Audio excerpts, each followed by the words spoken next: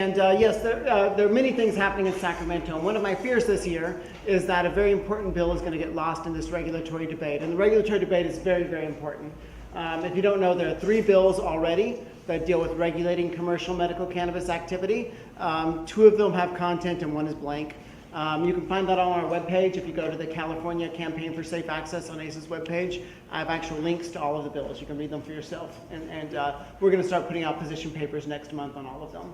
However, there's a really, really important bill that I want to emphasize because it's life and death. It's not about the balance sheet anymore. This is about people living and dying, and that's the Medical Cannabis Organ Transplant Act. One of our members, Norman Smith, was denied an organ transplant, a kidney transplant, because he tested positive for medical cannabis. They said, you go and you get clean for 6 months and come back. And he died.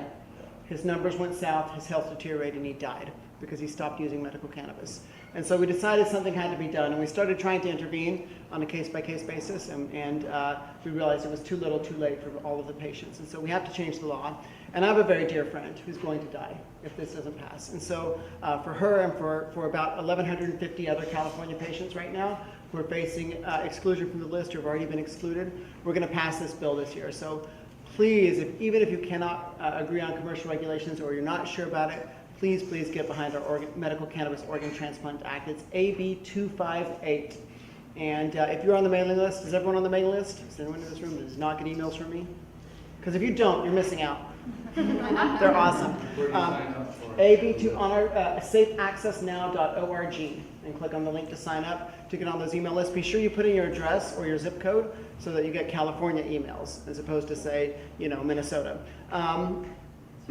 AB 258, it's Mark Levine's bill. It's going to protect patients from discrimination, and it's very, very, very important. It's also really important because it's putting sick people in front of lawmakers, which they haven't seen in a long, long time. Not since like 2003 have sick people been at the state capitol talking about medical cannabis, which I think is going to inject a level of humanity into this regulatory debate.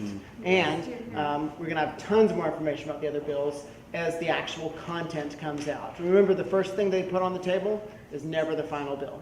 So you're never done in Sacramento. So please get behind that bill. We need your help. You can actually sign a petition right now on our website to support that bill. Please sign. Any questions for John on that bill? Yes. Yes, Mr. Mayor. I just wanted to, last year I worked closely with Don mostly on the SB 1262. That's right. And you monster. the way you guys stayed on it, and every time there's an update, I could go to you and find that update and tracking that. You guys held on longer than I could, that's for sure, with that bill. But the way you did that and kept medical cannabis and patients at the table all the way through, I just wanted to express my gratitude for that work. Well, thank you. And one of the funny things that happened last year is that there was a bill sponsored by law enforcement and cities. And nobody liked it. And we looked at the thing and we thought, ugh, this is horrible. And so we realized right up front, we don't have the clout as patients to push back on the California League of Cities or on the California Police Chiefs Association. We're just not that big, frankly. And so we said, what do? We said, you know what? First of all, we're opposing the bill. And that's what we did first. We opposed the bill and said, no, we don't want your bill. And then we sat down on the table and said, but we want to regulate. Let's find some common ground. And so we spent months then, 4 or 5 months then, sitting at the table and negotiating and saying, here's what we'd like, here's what we don't like. I asked the California legislature for 17 amendments to SB 1262. And by the way, when that bill left the Senate, it was awesome. It was a great bill. That's when we endorsed it. However, politics says what politics says. It didn't end up such a great bill, did it? It had lots of baggage in because, when we're making sausage, we shove in our crap, and they shove in their crap, and that's where you get the sausage. And that's how it goes. But here's the thing. When we asked for those 17 amendments, we got 12 out of 17 changes in that bill we asked for. And I don't know any other constituency besides medical marijuana patients who got that much progress in the state legislature last year. So, the lesson is this: engagement works. Shaking your fist like this does not achieve anything. This lets your opponents pass a bill on their terms. But when you sit down at the table and you negotiate and you work in good faith with them, you make progress. And I'll tell you this, if the bill had passed, it wouldn't have been great, but it would have been better than nothing.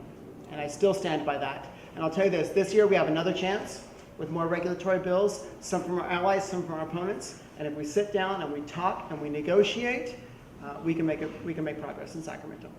Thanks, Don.